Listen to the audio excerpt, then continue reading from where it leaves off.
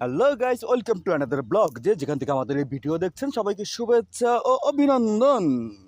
এখন আমরা চলে এসেছি যশোর জিকরগাছা গ্রাম, যেখানে জমে আছে সবুজ মাটির ছোঁয়া। আর শুধু যেখানে জমে আছে হাজারো গাছ, হাজারো সবুজ লতা গাছ, নারকেল গাছ, ডাব গাছ। আসুন আপনাদের সবাইকে আমাদের যশোর জিগরগাছা গ্রামটা একটু ঘুরে দেখাই। ওয়াও, কি সুন্দর গ্রাম! ওই যে দেখুন গাইস, একটা তাল গাছ। আর গ্রামে ঢুকতেই আমাদের পথে মাঝে কাটা হয়ে দাঁড়ালো একটা গরু। গরুটা কি চায় তা আমরা এখন গরুর কাছে যে এখন আমরা গরুর দাবি জিজ্ঞাসা করব যে কি দাবি তোমাদের, তোমরা কেন গ্রামে ঢুকতে দিচ্ছ না? এই যে আমাদের এখানে দুজন সৈন্যবাহিনী আছে, একজন হচ্ছে সাদা মানিক আর একজন হচ্ছে কালা মানিক।